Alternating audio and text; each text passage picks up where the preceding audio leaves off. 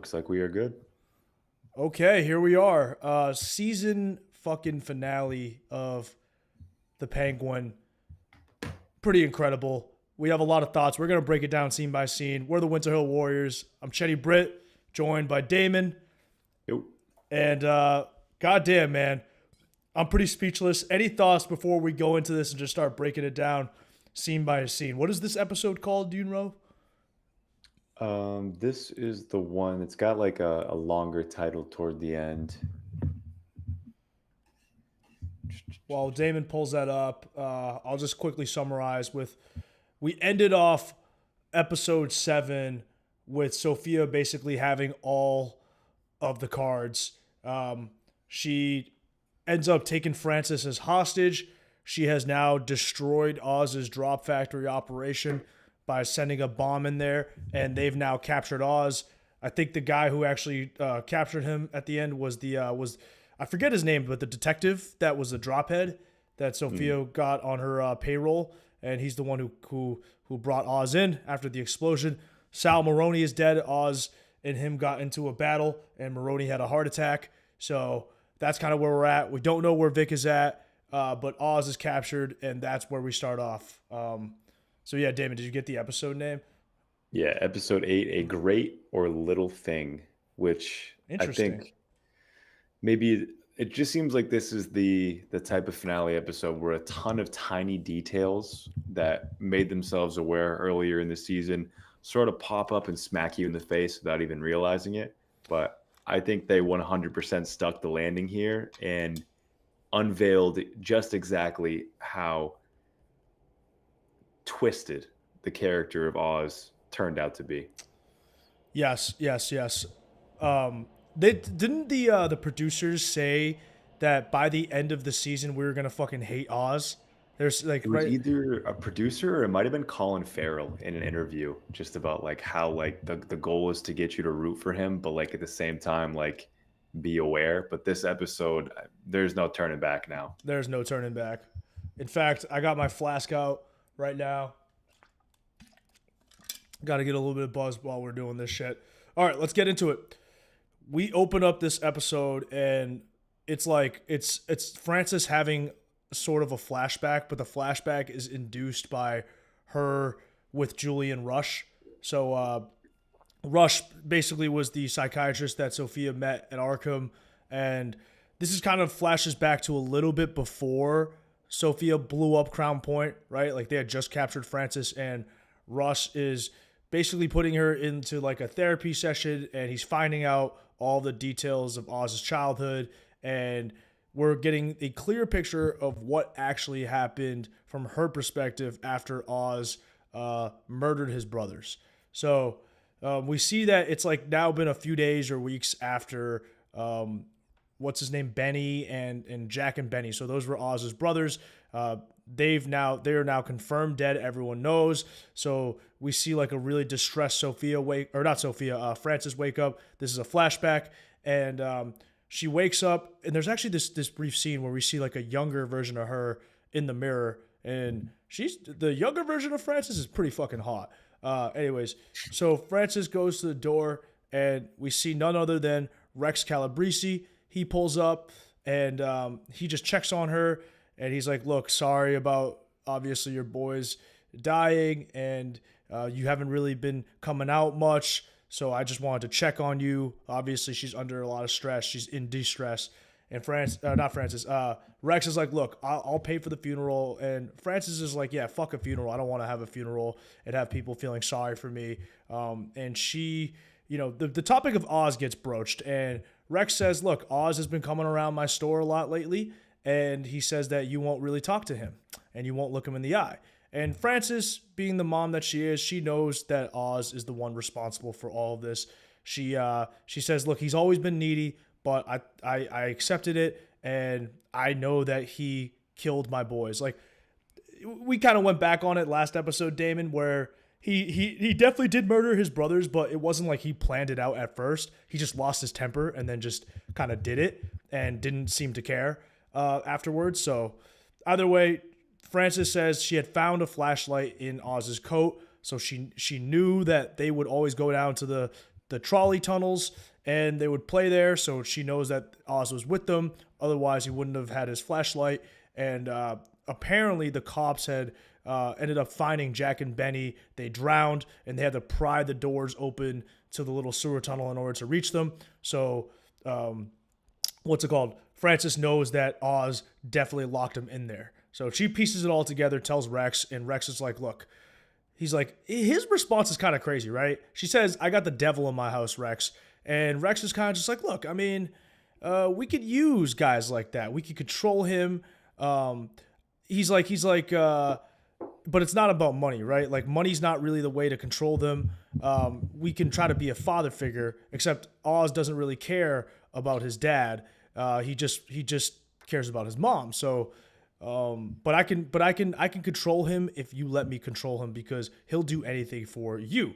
And Frances doesn't want to hear any of that shit. She's just like, look, what do you want me to do? Like, do you want me to look the other way? I know that my son just murdered my other sons, and I'm supposed to just like act like this is all good and let him just rise up the corporate crime ladder. What kind of mom would I be? And I think then Rex just goes, he says kind of like, do you want me to do the other thing? Which means kill Oz. And Frances, she kind of agrees to it, right? And then we get like a cut to that night, which we actually saw in last episode, where we see Oz like trying to bring dinner to his mom's doorstep, and his mom takes him to a jazz club called Monroe's. We saw it. It was like one of the ending scenes in the last episode where this is where she dances with Oz and says, hey, you got to take whatever I want, give me whatever I want. Like, you got to do it for me. Get me out of this situation.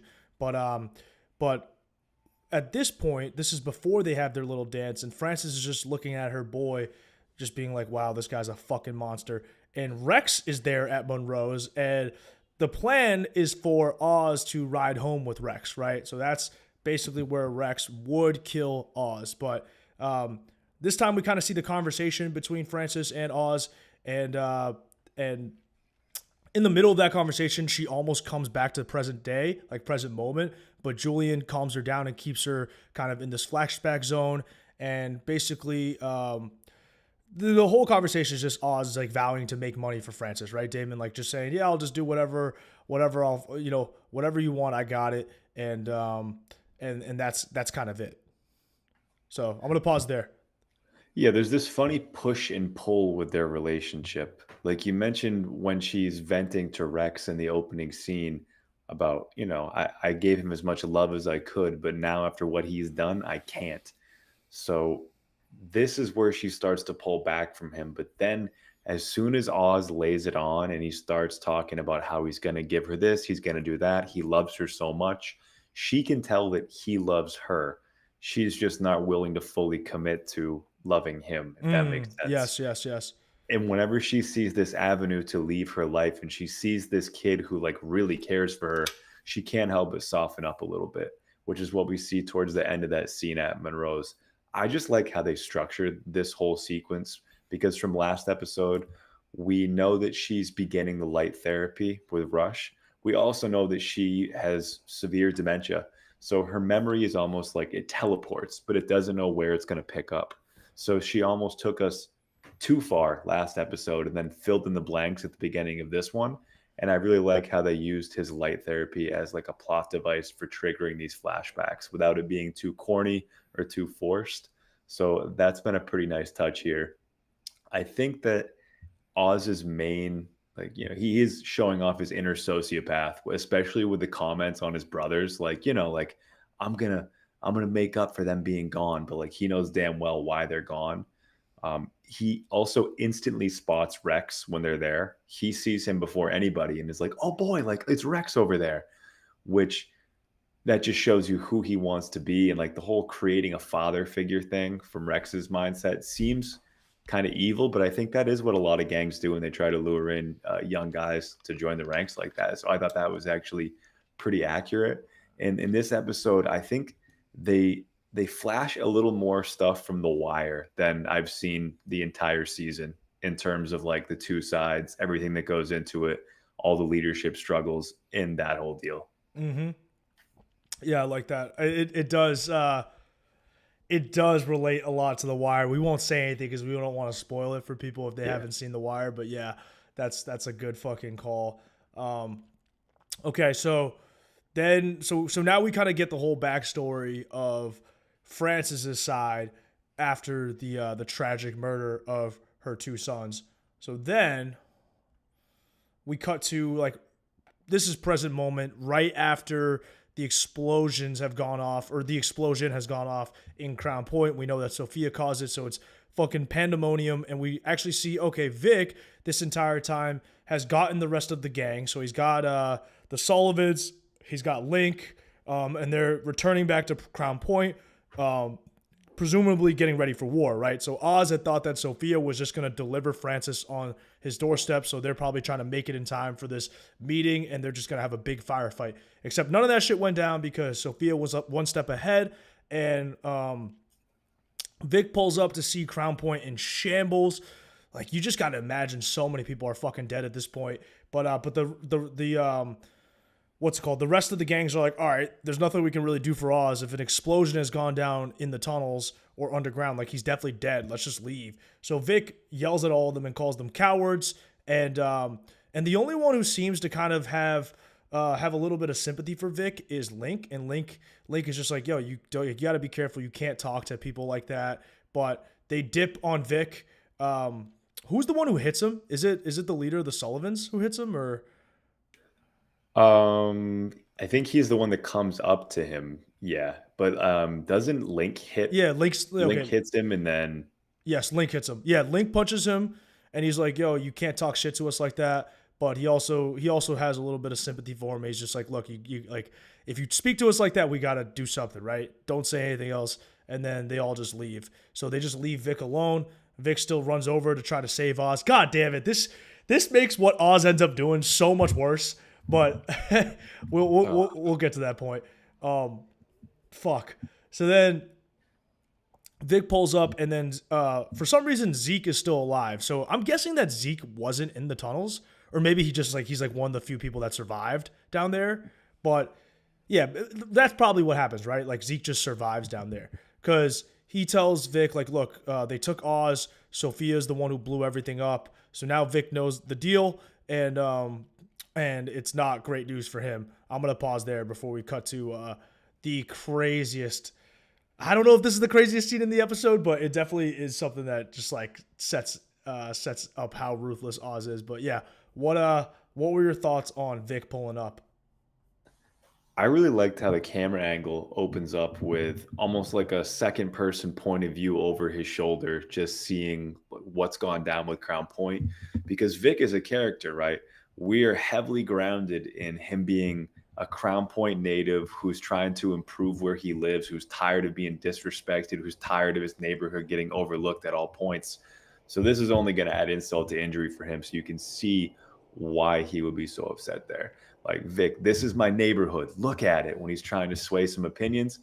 Link is a real one for coming over and at least giving him a tip and not totally dismissing him, because those Sullivans, they look like they were up to no good. They were going to pull off some Gangs of New York type shit Yeah, for an Irish gang. yeah, they're about to kill Vic.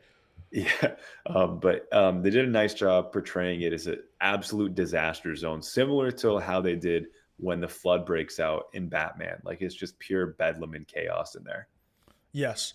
Another thing I wanted to add is that Vic also tells them like, "Hey, you guys are just gonna be pussies and let the Maronis and the Falcones just do whatever they want." So he tries to appeal to their pride, and they're just like, "Yes, we are gonna be pussies. Goodbye," and they leave. Dude, it was that line, "We're here for the product, not for the penguin," was so disrespectful. Yeah, who said that? Was it Zhao or? I wish I remember. I'm gonna try. Oh, it was this black dude who runs like one of the other gangs. Um, we'll see him later on this episode. So let's keep jumping ahead. So now we see the what I thought was like a crazy fucking scene, considering how Oz like ends up treating his mom. But we are at Monroe's now, right? And this is all going down basically in Crown Point, right? And so Oz is being held hostage, and he sees his mom Frances being held hostage as well. So he's freaking the fuck out. He's worried that Sofia is going to hurt his mom, and Sofia commands this scene really, really fucking well because she's not too smooth, right? Like if she's too smooth, then you're just like, how do you have all that practice? Because you've been locked away for 10 years. You were never running this family for that long. So she's still like, you could tell this is not something that she's super comfortable doing, but she's still very ruthless while she's doing it. And she's just basically torturing Oz with her words. And she tells a story of when she was a kid, her and her brother Alberto used to watch these two baby birds. They had a nest, and the mama bird would give the bigger of the baby birds more of the food. So Sofia was worried that the smaller bird was going to die. And then one morning, when the mama bird was gone, the smaller bird attacked the bigger bird, killed it, and pushed it out of the nest. And then when the mama bird returned, it was business as usual, and she just started feeding the baby bird. So that is a crazy fucking story, and it has a lot of parallels to what Oz did when he was younger. And while Sofia is telling the story, Oz knows exactly what she is touching on, and Oz is shocked that she even knows all of this. So it's clear that obviously Francis ended up telling them everything, and this bothers Oz deeply. So then Sofia starts rubbing it in. It's just like, could you imagine what type of monster you would have to be to do that to your brother? But also, how crazy is it that the mom who came back just proceeded like nothing happened? Like, how fucked up do both sides have to be for that to go down? And there's just this brutal look where Francis is just like, she'd rather be dead than just be in this moment. Yep. And she's looking over at Oz with just like sadness and hatred. So then Sofia has them both like, she removes the tape from both of their mouths, or at least the gag from Oz's mouth, and then Sofia drops another bomb and says and basically hints at the fact that Francis was gonna have Oz killed. So this is the first time we get actual confirmation that night when Francis took Oz to Monroe's, when Oz took that ride with Rex was supposed to kill Oz, but Francis got, like you said, Damon, got swayed by what Oz was saying and called off the hit. So this is Oz's first time finding out about this. And just look at Colin Farrell's fucking expression in this scene. It's really remarkable. He's just like, he's so devastated and shocked. He's like, what the fuck? So Sophia's just like basically just telling secrets to Oz, and Oz is freaking the fuck out. And then she's taunting Francis, basically being like, has Oz fulfilled his promise? Is that why you kept him alive? Because he promised you that he'd do whatever it takes to get you out of this situation. All of this, so Sophia's just fucking pushing on the wound, right? Like, that's basically what she's doing. And then because Oz won't fucking admit to anything when she starts telling the story, right? Like, Oz won't cop to murdering his brothers. This is where it gets fucking crazy. Yeah. I don't know. I am stunned that he remained in such steadfast denial about that. It's like when a little kid tells a lie and everyone in the room knows they're lying, but them. They're the only one who doesn't know, and they still won't back down from it. Crazy level of commitment. Crazy level of commitment. And so what Sofia does is she takes out, what is it, like a cigar cutter? And yeah, it looks like it. Those things freak me the fuck out, dude. They've always freaked me the fuck out. Either way, she hands it to Rush, and they threaten to chop off the pinky finger of Francis, because that's the finger that Oz took from Alberto, unless Oz cops to murdering his brothers. So Oz is watching this. He's freaking out, but he won't do it. He literally won't do it. So very slowly, this scene was tough because I thought at any moment, like, you were just going to hear that chop noise, and Rush is just like slowly pressing down on the cigar cutter, and we just see some blood seeping out from the pinky, and Oz refuses to fucking admit that he was responsible for the death of his brothers. He just won't do it. He was down to have his mom's fucking finger get chopped off before he would admit to something like that, which is insane. So Sofia realizes this, like, while this whole thing is going down, and who knows what she plans on doing with Francis, but she's like, what the fuck? This guy's such a monster that he doesn't even care about his mom's safety, or at least her finger. And Oz the entire time is just like, No, no, I don't know what you're talking about. And then finally, fucking Francis is the one who was just like, just fucking say it. I already know the truth. All of that. And then she delivers some really cold bars to Oz.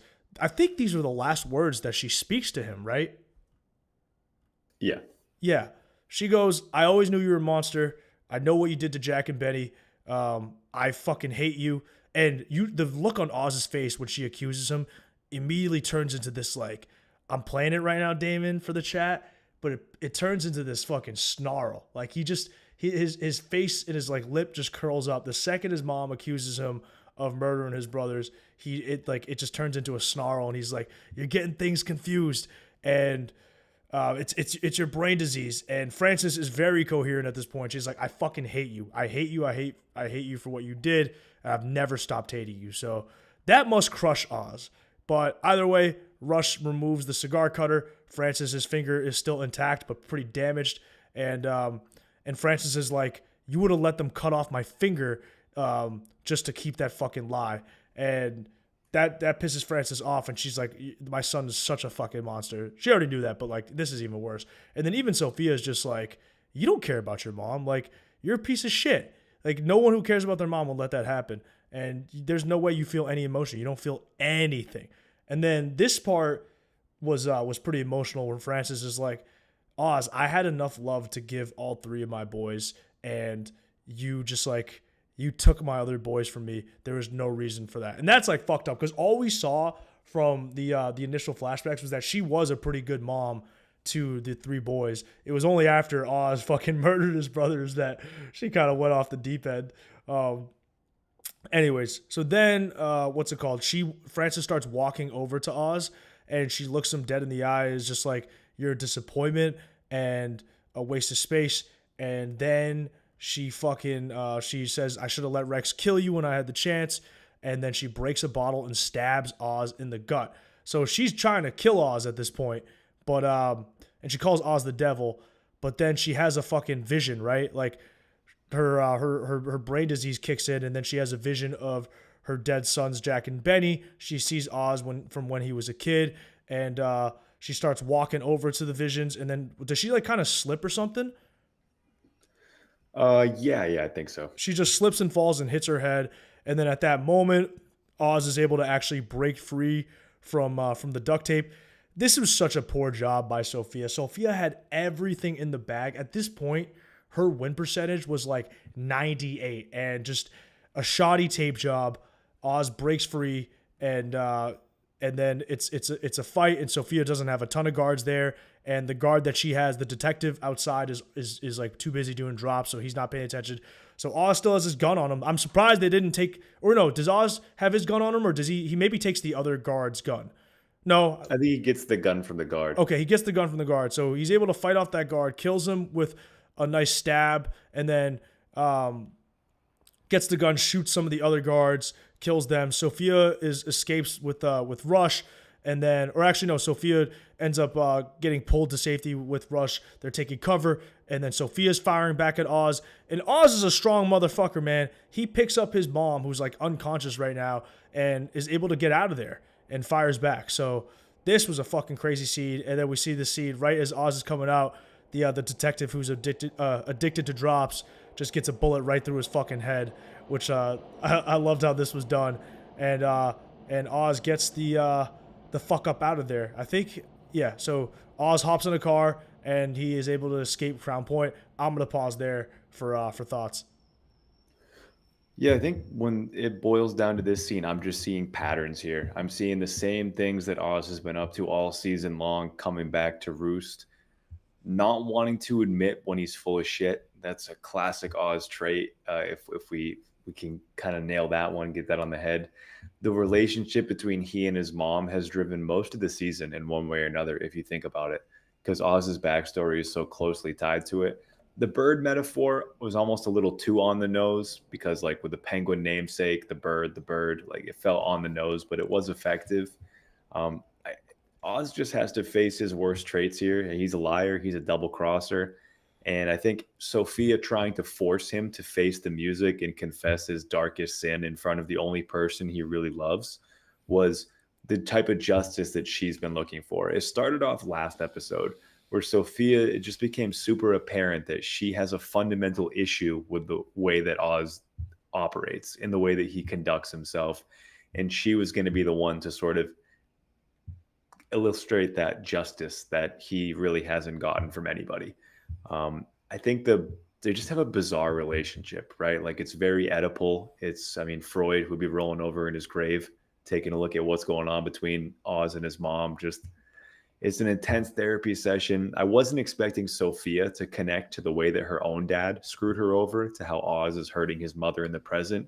It's clear that she's using her own trauma as a lever to motivate her for pretty much all of her moves, especially against Oz. Because if you think about it, Oz is still the last trace of the Falcone crime tree, right? It's like a coaching tree. Like you got like people who worked under Belichick, people who worked under like Shanahan. It's like people who worked under Carmine. And Oz is one of those dudes who has taken Carmine's teachings and sort of taken them for his own, just to be able to use those.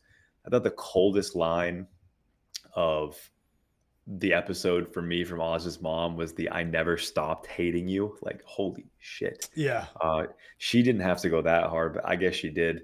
We did see her kind of repulsed at Oz a couple times throughout the season, so you can see the way that she has tried to hide that hate. Like, remember this scene in the bed? Yes. He's like trying to cuddle with her almost, and she just like looks like she wants, like she's kind of like treating him like he's like a dog, like just like get away from me, like so I do like how they finally let her crack. Like the surface is now broken and she's no longer trying to hide her feelings here. Because for a while you wonder, like, does she really love him as much as it seems, or is she just kind of playing a game?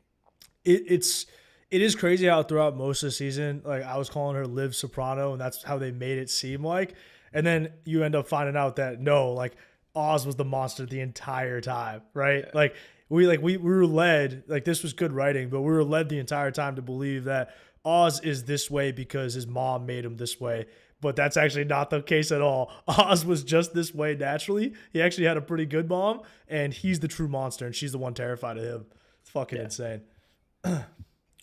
Okay, let me jump ahead. So Oz has now escaped, and let's see. Oh, so the first thing he does is he's able to bring his mom, and he still cares about her, even though she was just trying to kill him. He still loves his mom, and he brings her to the hospital. And I guess the stab, because Oz is so fucking fat, like he had like several layers of just fat and protection from the stab because he just kind of eats that shit. And and so he brings his mom to the hospital. She's fallen on her head. She's in bad shape. She's not responsive. And Oz is then he sneaks a peek at the TV, sees that there's explosions, or he sees the explosion making the news in Crown Point, and then he's like he desperately needs Vic to pick up because he needs help. So Vic picks up, and what's it called? We see Oz is like in some like little hideout, right? Like some office, some like random abandoned building or whatever. And or maybe he's at the hospital, who knows? But he's got a bunch of hydrogen peroxide and alcohol, and he pours it on his wound to kind of disinfect it. And Vic pulls up. Do you know where they're hiding? Is he just like in like a really random supply closet in the hospital or something? I think he found himself a secluded supply closet. I think they did this in The Boys a couple times too, as like a plot device where it's like, this is the only way you can really take care of yourself without a doctor noticing what's going down Yeah, it's like and in reporting video it. games when they're like, "All right, you make it here," and then here's a health pack that you can pick up. Yeah. All right, so now Vic is reunited with Oz. So then I'm gonna cut to Sophia calling a meeting at her spot. She invites all of the gangs that were originally working with Oz to her place, and she has a proposal for them, right? And her proposal is, you bring me Oz, and whoever brings me Oz first gets to have everything that I have. So I'll give you the house, I'll give you the drops business, or whatever drug business we have. Like now it's Bliss. We'll give you everything. You can run Gotham for as long as you could keep it. First person to bring me Oz gets it. And Link is the one who's kind of skeptical of it. So he speaks up in this meeting and he's like, why the fuck would you give this all away? And Sophia says, because I can. So we know that from last episode, she's kind of over running this whole thing as a business. She kind of just wants to get away. So she just wants to get her revenge, enact what she perceives as justice, and then just get the fuck out of Gotham. And so all the gangs agree, and then we cut to Oz and Vic. They're kind of just they're driving off, and I'm gonna pause here before this little scene where Oz and Vic pull up to City Hall, and Oz looks like the stab hasn't killed him, so he looks to be fine. But what were your thoughts on all that? Yeah, I mean, he took that stab like a champ. There was a point where I was thinking, was that part of a hallucination? Was he actually stabbed? Because he's not even moving towards his stomach whatsoever. Right. Kind of ironic that Sofia may have been better off just taking that exit package to Italy a couple episodes back from the family, because it seems like that's really all she wants to do is just get away in some respect, like you're trying to hint at. But it's just the revenge factor, like you mentioned. That's why she can't leave it. It's just that's the love of the game that she can't get rid of. I think that she has a great scheme. As far as strategic thinking, it's pretty solid. Like I think for a large scale operation, if she had the stamina for it, she would have been elite at this because she knows psychological inner workings. Part of that might be the time she spent at Arkham. Part of that might just be natural intelligence. But where Oz knows what people want and knows how to motivate them in that respect, it's almost like Sophia has that same ability, but on a cleaner scale. They're really not so different. It's just how they deliver the message in a lot of ways. I think when Oz is back in the hospital, when he's talking to Vic, like he has Vic like obviously already on the chain in terms of like trying to make a comeback for him, but he still won't even admit the truth after he's been faced with the stabbing wound. He says that Sophia stabbed him when he's telling Vic what happened. He just wants Vic to see him in a better light, almost as if Vic is Oz's second chance at having a brother figure after what we saw in the last episode. Whereas Sophia is honest as hell. Like she's not holding anything back. And I think that's her main rub with Oz. It was cool to see Vic being the one who gave the motivational speech, a flipping of roles, if you will.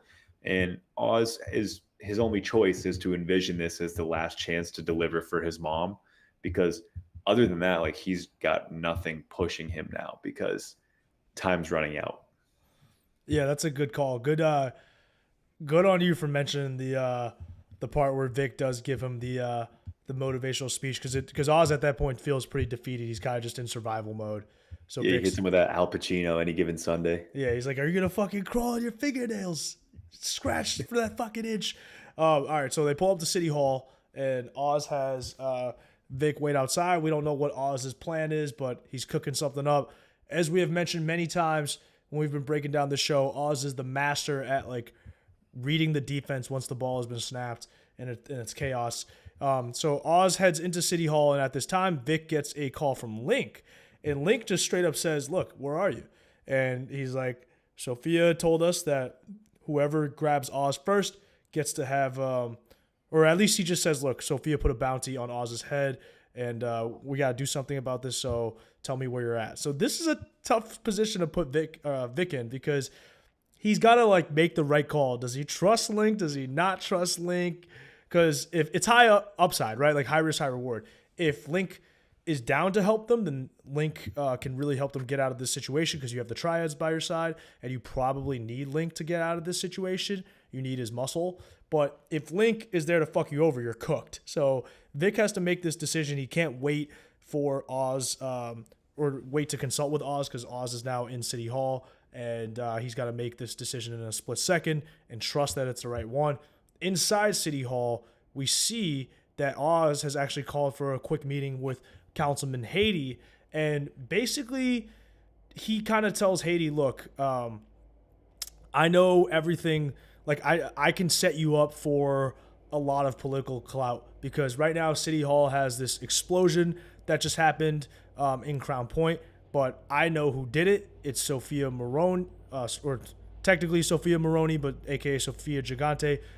So he's like, "Look, Sophia's the one behind it, and the story is really simple. It's the fact that the Moronis and the Falcones have always been at war. The Moronis killed Alberto. Sophia retaliated by killing Sal's wife and his son, and killing Sal as well. all the evidence is right there. If you investigate the explosion area, you're going to see Sofia's G-Wagon there. You're going to see remnants of a drug lab. It's all a drug war, and you guys can pin this story on Sofia, or not even pin this story on Sofia, because she actually did do it. So basically, it's like, yeah, like all the evidence is there. The story is yours, and that's going to change your life, Councilman Hady. And all I want in return is basically he's trying to get to the politicians, right? Oz kind of just asked for a potential future intro to the mayor of Gotham, or the new mayor, and we saw her in the Batman. Her name is like Mayor Real, right? Hmm. And yeah, so we saw her in the Batman. So she's the mayor elect, or brand new mayor. And Oz at some point tells Hady, "Look, just make sure I got the mayor's ear. Like that's all I really want." And Hady's thinking about it. He's like, "Look, this is a great fucking deal, because if I truly can just solve this explosion and all of these like murders of these high level gang members, then it is a story that makes it look like the city hall has everything in Gotham under control, and this could set him up for maybe a future run at mayor, right?" So it's a good deal for Hady, and Hady tells Oz, "Look, you got to be fucking careful though, because the mayor is looking to subpoena you because she's doing an investigation on anti-corruption, all of that. So they're going after cops, city officials, and then any of Carmine Falcone's known associates." So Hady drops a little tip to Oz as well, and Oz is like, "Don't worry, we'll be all good." So the second Oz walks out, he actually catches a glimpse of the mayor. She's extremely young, Damon. She looks to be like in her early 30s or whatever. Yeah. A young mayor. And then as Oz walks outside of City Hall, we see Link and a bunch of the are the Sullivans there too? No, it's just Link and the Triads. Basically, they've captured Vic, and they now are like, "Hey, get in the fucking car, Oz. We got business to discuss."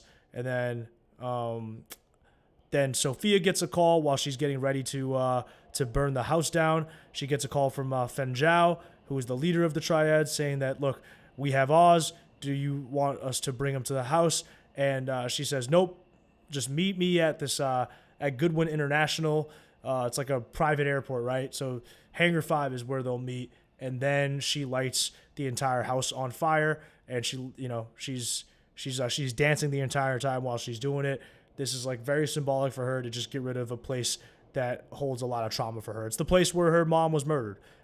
So thoughts on all of that? A lot was just thrown at you. We'll just pick up where you left off there. There's just something so much cooler about using liquor bottles to start a fire than a plain old gas canister. Mm-hmm. Yeah. It puts a nice bow on her family drama, hatred narrative arc that you mentioned before. When she's leaving, though, in the car, she doesn't look super pleased. It's almost like she's in a trance and there's some unfinished business.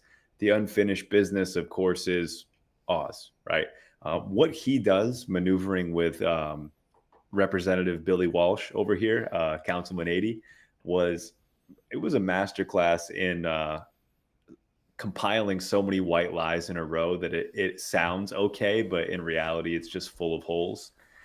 When he's like, "Yeah, I know this operation was run by a real bad guy, Salvatore Maroni." Yeah.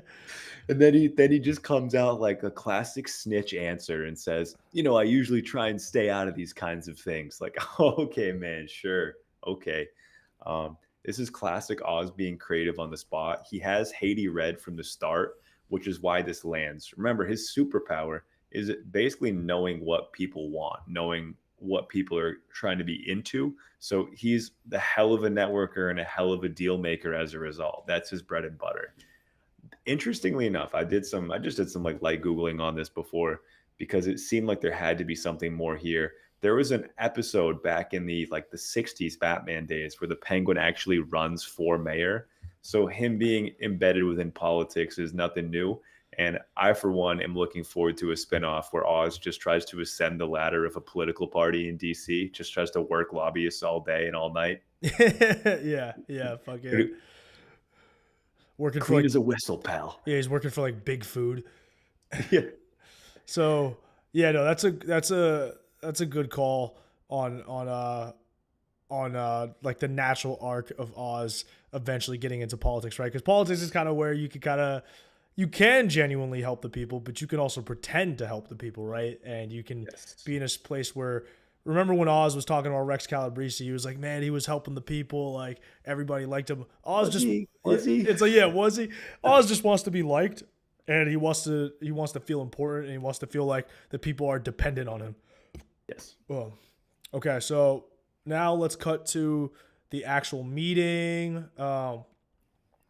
Sofia arrives. I gotta say, man, Sofia did not arrive with enough muscle. She's clearly like, I don't know if the writers did this on purpose or if this is just me overthinking, but I feel like they subtly gave hints that she's not very experienced at running a crime family throughout all of this, right? Like, I would never show up to this type of drop off without like a squadron of guys. You And got to be strapped. you got to be strapped. You just have to have raw numbers. If all else fails, raw numbers. Oz gets it. Oz gets it because even when Oz is doing the like he gets tricked by Sophia with the bomb, but for that meeting, he was setting up and just like he's like, look, if all else fails, I'm gonna get as many fucking goons as I can just to have the raw numbers. Because if we get into a firefight, it's just gonna come down to like us swarming you. So Sophia rolls light. She's a little bit too cocky, a little bit too happy, and Fen Zhao is like, okay, here's Oz. And Sophia's like, congratulations, you just got the keys to everything. But while they're kind of like talking, she looks over at Oz and she notices that he's got this like glint in his eyes. And right away, Sophia realizes, wait, he doesn't look defeated. She realizes that something is off. And on the spot, fucking Link and a ton of the other Triad goons murder Fen Zhao. And Oz quickly shoots and kills all of Sophia's guys. And it is an ambush, and it turns out that Link double-crossed his dad, or not his dad, not his dad. He's not related to Fen Zhao, right? Or is that his uncle or No. some shit? Yeah, no. So Fen Zhao is just like the leader. So Link has betrayed the leader. He wants to ascend to the top, and they clearly cut some sort of deal with Oz because they kill everyone, and now Oz has all the leverage and all the power. So Oz tells Sophia, look, you and I are going to take a drive. So Sophia has now officially fucking lost.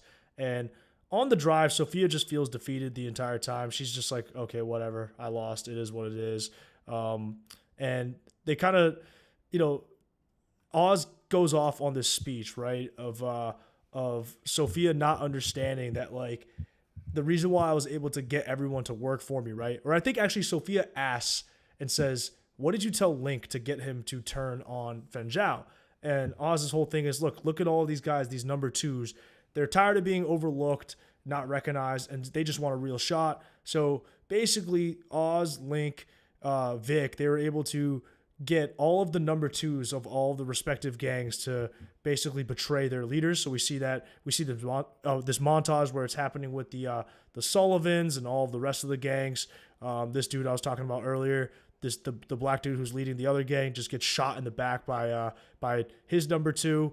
So all that goes down, and Oz is now appealing to them by offering them power, basically saying, fuck it, you be the head. You were always disrespected. And Oz is like, Sophia, you don't get it. You don't get what that's like, and that's why you overlooked all of this, and you overlooked all of us. And that's unfair to Sophia, because Sophia's like, dude, I was never involved in this fucking crime shit like coming up. Yeah, So, like you're directing your frustration in the wrong place. And also, like, isn't there always a number two to a crime boss? You don't get to be a crime boss without having underlings. right, exactly. So it's Oz is just like, look, you should have made me a CEO and all of that stuff. And Sophia's just like, what the fuck are you talking about, dude? Like, she's never been the one running the crime family. All of these grievances Oz has are really just with Carbide. Like, and either way, they pull up to this little bridge. Under this bridge, I guess it looks like the Brooklyn Bridge, and Oz, makes it seem like he's gonna shoot and kill Sophia. He's like, turn around. Sophia last minute tries to mention Oz's mom and all of these things to try to just kind of get him to just unravel a bit, but it just doesn't work. And Sophia then says, like, you were right. I didn't see you. I didn't see what you really were, but your mom knew from the very beginning that you're a fucking monster. And Oz's rebuttal is like, well, you'll never find peace. You know that. And you're going to hell. And Sophia tells him, I'll save a seat for you, right? And she turns around, she closes her eyes, and she's getting ready to get shot in the head. And then she looks up, and there's helicopter lights everywhere, and Oz is gone. And Oz played it perfectly. Basically, he didn't have to murder Sophia, but he alerted all the cops, and he's gonna deliver Sophia right to Councilman Hady, right? And we actually see it's Chief Bach. Is it Bach? Yeah, Bach. Mhm. Chief Bach is there, and he fucking hates the Falcone family. So he's pumped to see Sophia get arrested, and Sophia is now going to jail for the explosion in Crown Point. And unlike last time, this time she's actually guilty as fuck. It was indeed her. So all of her quests for revenge have led her back to Arkham. And meanwhile, Oz pulls back to the hospital, and Francis is actually in a vegetative state, but Oz doesn't realize that. So he's like celebrating the entire time, turning on the news, telling his mom, "Look, I beat Sophia. Sophia's got thrown in jail. Like, I won. I'm the king." And then he quickly notices that Francis isn't responding, and this is when he finds out that she is now a vegetable. And the nurse is like, "Look, she suffered a really bad stroke. In addition, with all the Lewy bodies in her brain, like, she's done. She's cooked." And Oz freaks the fuck out, and all he wants to hear from his mom is that she's proud of him, but she doesn't say anything because she is now a fucking vegetable. So it's this sick piece of irony where the second Oz actually accomplishes what he wants to accomplish, his mom is fucking, like, essentially dead, and she'll never be able to give him what he really wants, which is just her telling him he's proud when he actually knows that he's done something to deserve it. Because she's clearly said to him in the past, like, "Oh, you're awesome, you're strong," and all of these things. But none of those compliments really meant anything, because Oz knew he hadn't actually achieved what he wanted to achieve. But now when he finally achieves his goal, his mom isn't even conscious enough to recognize it. I'm going to pause there for thoughts. Well, and that does make sense because there's a principle in a lot of narratives where if a character doesn't deserve something, they often don't get it. So he doesn't deserve to feel any peace or any approval from his mother at this point.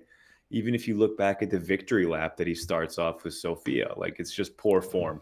The smirk from him before it all went down was just totally on brand. It was awesome. Link and Vic might be the co MVPs of the episode, but it is tough when he launches into the selfish, like, just like old times, huh? It breaks you. It makes you want to break somebody else. Really, he's just saying he was unhappy with being unsuccessful and he started taking it out on people. Yeah. Because like, it's like this does not make you like the noble champion of the people at all. You know what I'm saying? It's I understand the idea of the people that are being overlooked want a chance, and like, they're marginalized, they want that money, they want the cash, they want the leadership.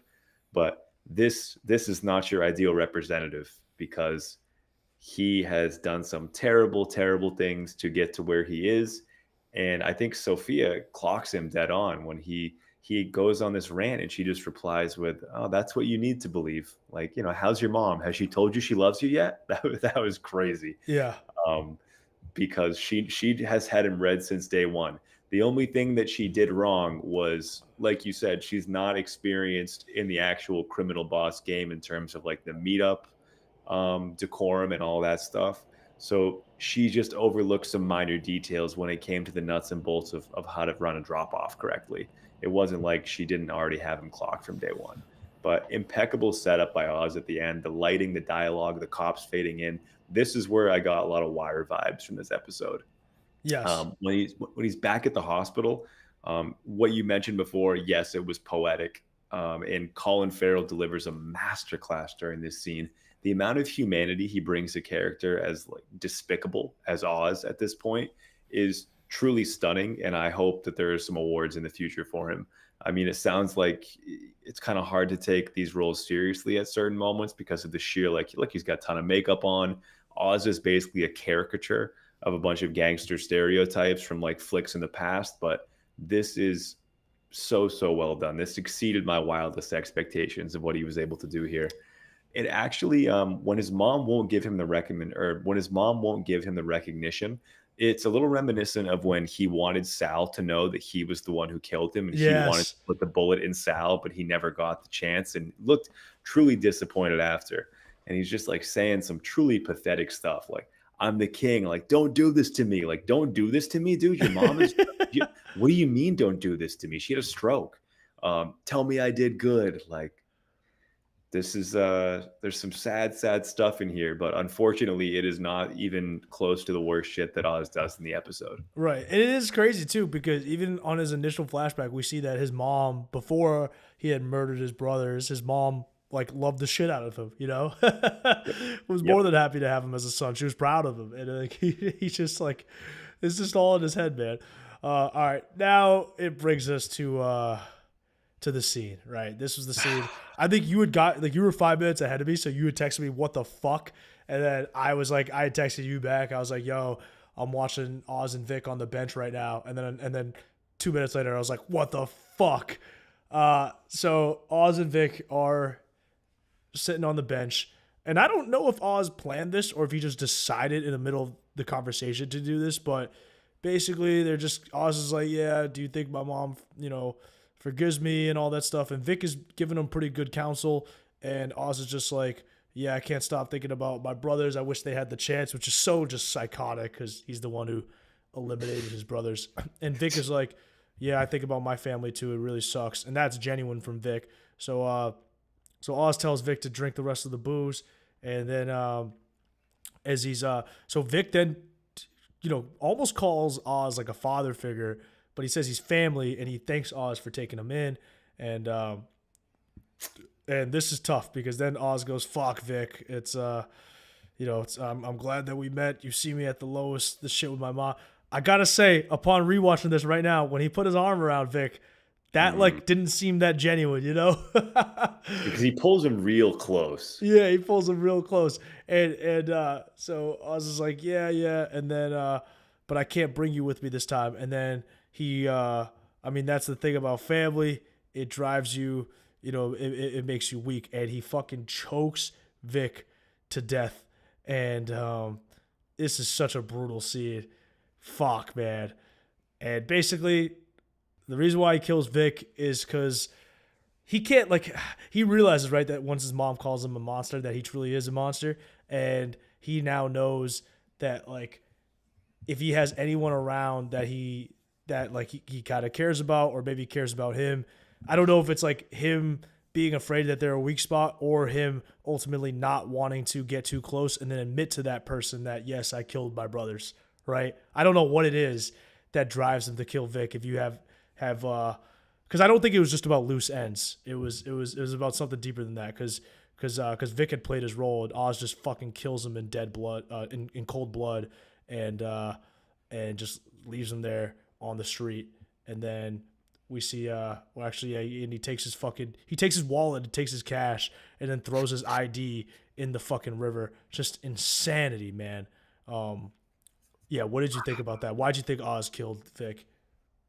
It's going to be a complicated maneuver, but you can point to a couple of key things here. One, I do think that he sees Vic as an extension of his brothers. And I think that in some ways, Vic reminded him of that connection he once had. So this is like him getting rid of his brothers, him getting rid of his surrogate brother, if you will, like who is now taking this role because he's just like, "Ooh, this didn't work out before. It's not going to go again. I still won't even admit to people what I did to my brothers." Like in the beginning of the scene when he goes, "Oh, you think she forgives me?" For all kinds of things. Oh Like, yeah, yeah, yeah. he doesn't specifically tell Vic what, and he won't, because Oz wants to live in that illusion and not confront the tough shit that he's done and gone through. He just wants the illusion, and he wants to write this own fairy tale story of himself as a bit of a Robin Hood type dude. And even when they're drinking the dark liquor, and it's just two dudes who experience some loss in their family sharing a bottle, it's a very nice moment. Um, but this when the music cues in, man, there's like this eerie music that comes in, and it takes it from the atmosphere we had in their heart to heart in episode 1 that closed the episode. That was just so awesome, and it was like this is going to be the greatest duo we've ever seen. It takes it and it shifts it to like we do still have like 15 minutes of runtime left. What's going to happen? Yes, yeah. I was thinking that too. I was like, nah, there's gonna be way more. Even when he said, "I can't bring you with me this time," it's like, oh wow, did you buy him a ticket to That's California to that's go what I see thought too, Gabriella? man. Like, That's what I oh first man, thought too. like man, you know what, Oz, I was wrong about you, but then it was like, no, man, I was not wrong about you. If anything, I was too nice about you. Yeah. If any connection with vulnerability, he's just trying to get rid of it. He's writing a fantasy now. He has no interest in reality because it hurts him too much. He's just too weak to be able to deal with it.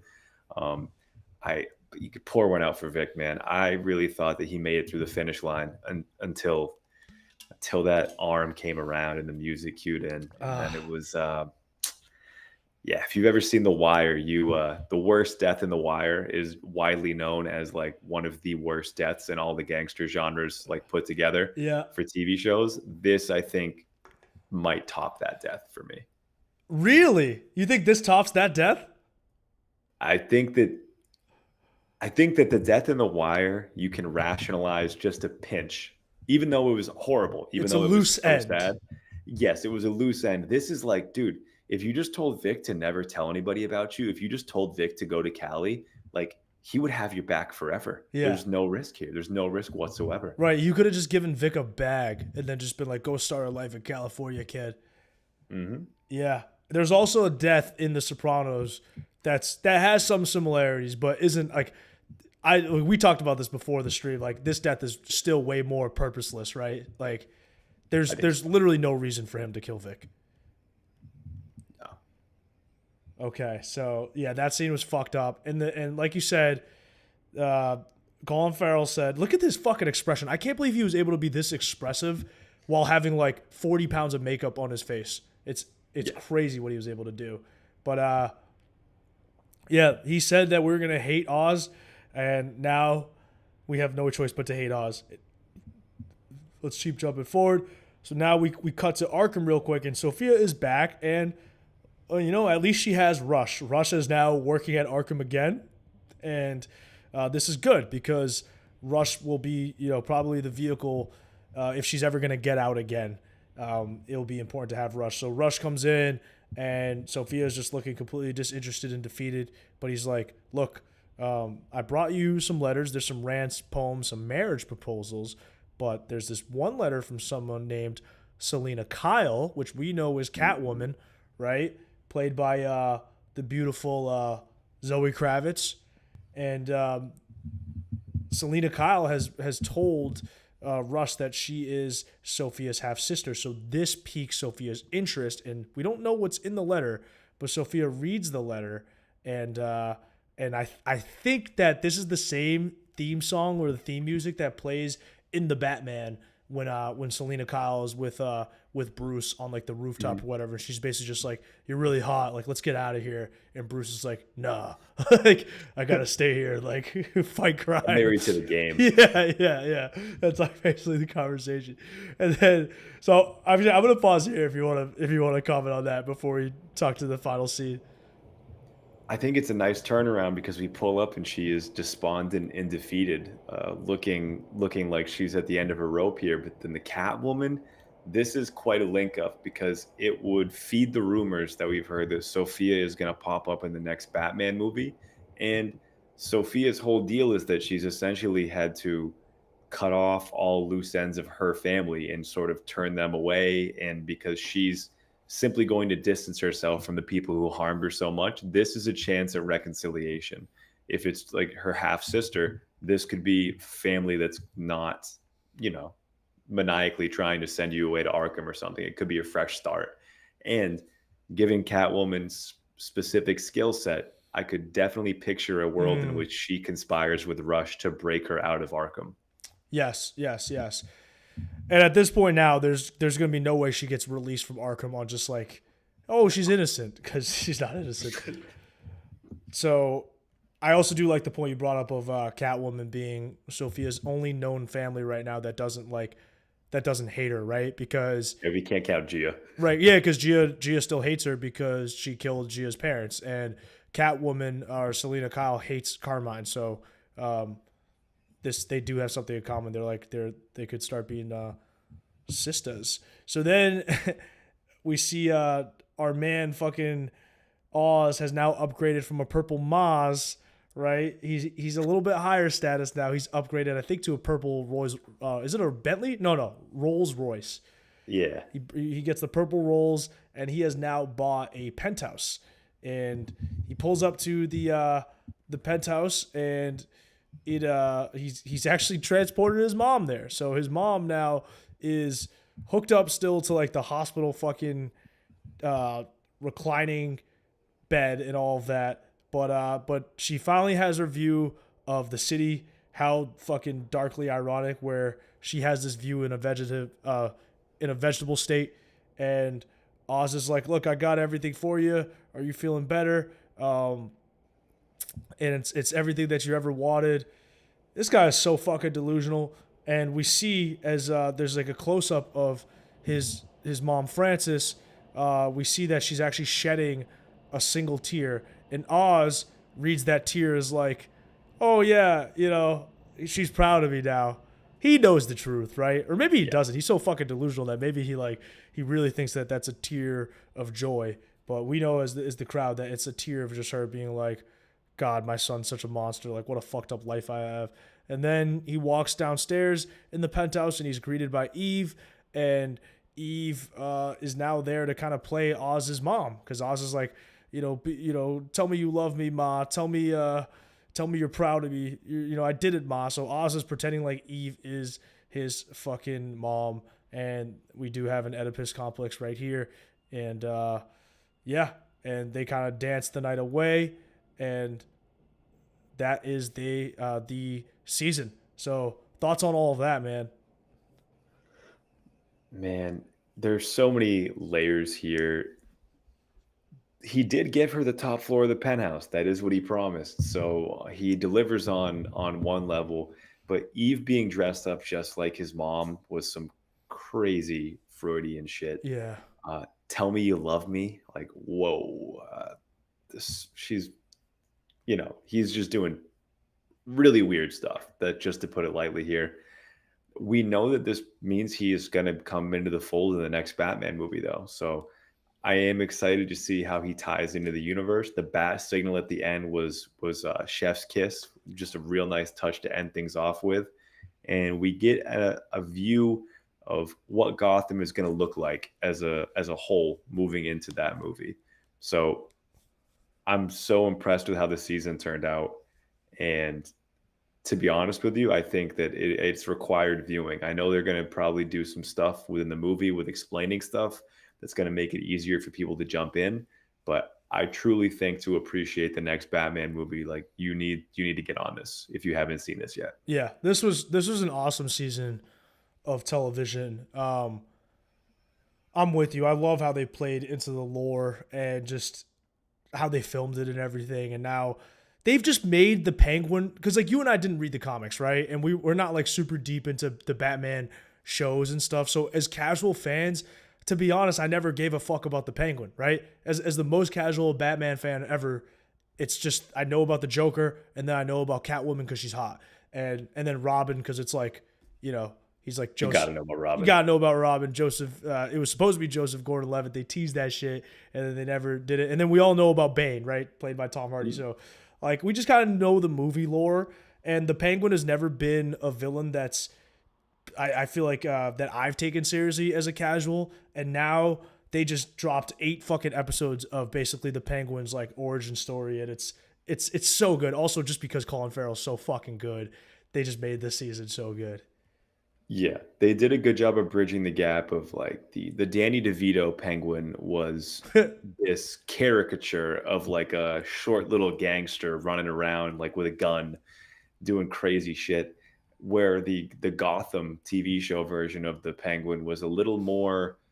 I don't know. He looks like a long lost Culkin brother in the Gotham series, where he's just this kind of like smarmy, sleazy, almost pathetic little guy walking around and with mommy issues all the same. And they sort of combine that into a character here that just goes so well. Like by the end of this, he's living in a kingdom of his own delusion, and he couldn't be happier, at least on the surface.